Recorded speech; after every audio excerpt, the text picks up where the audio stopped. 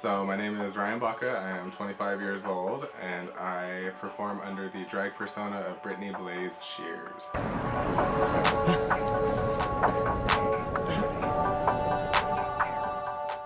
I've been doing drag for about 2 years now. I originally went to school for cosmetology.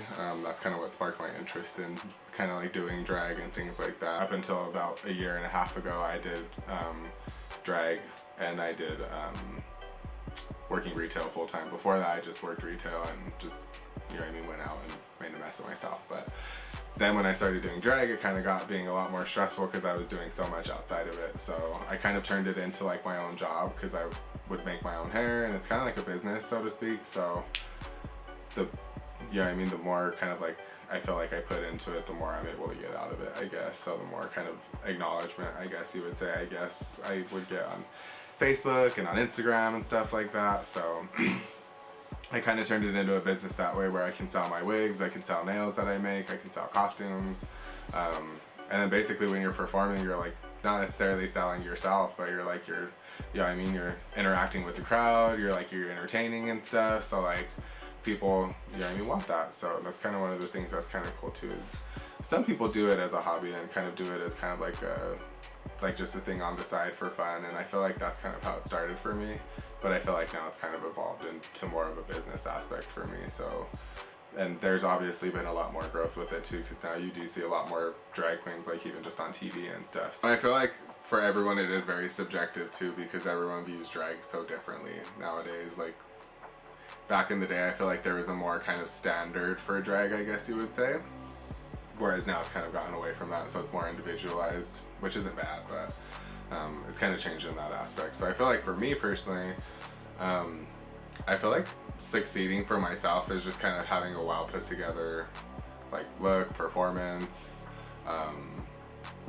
kind of just like like the whole kind of all around package, just because I feel like a lot of times now it's kind of like someone will have really nice hair, like, it's very like there's one thing that stands out about people. So I feel like with myself, that's one thing I pride myself on, is everything's very put together, I hope.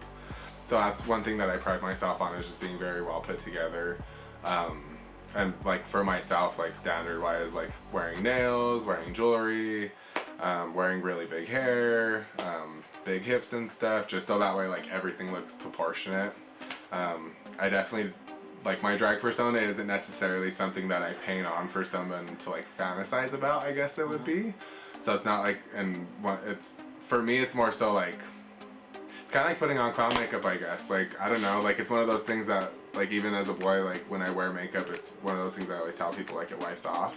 So like that's one of the things that like when I paint, like I look pretty and stuff, but it's obviously not like a real woman. So that's kind of my little twist on it. My drag persona and myself are two very different people. Like myself out of drag, I'm not necessarily like quiet, but I'm a lot quieter than when I'm in drag. So I feel like that's one thing, is kind of a little bit more reserved, I guess, when I'm out of drag. So as a boy, I guess I'm kind of more reserved, which is kind of cool, just because it really kind of feels like it's more of like a transformation that way. So it's not just kind of like I'm kind of always on, which isn't bad. That's just kind of, I just prefer to keep it a little bit more separated. And then obviously like my drag persona is a lot more feminine, a lot more feminized. Just kind of, I feel like I'm a lot more flamboyant, a lot louder when I'm in drag.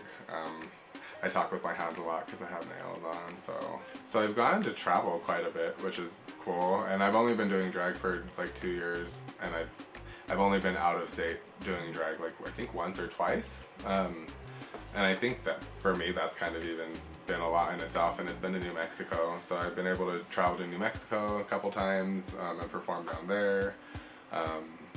And then also just kind of being able to travel to like grab fabrics and stuff. Like I just got back from California actually at 3 o'clock this morning.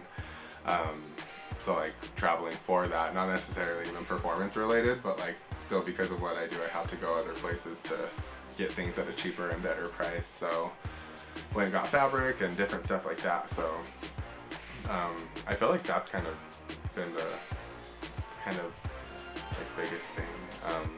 Is like just traveling, because before like doing drag, I would travel out of state for like very few things, like 1 or 2 things. So it's kind of cool now being able to go out of state for that, and then hopefully be getting some more out of state bookings within the next year or so.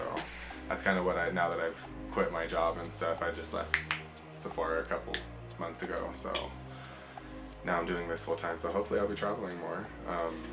And also just meeting all the people that I've met. I've just met a lot of really amazing people through doing drag, both people like throughout the gay community, people in different organizations and things like that. So I feel like just like the experience of meeting different people in itself is also really rewarding too, so.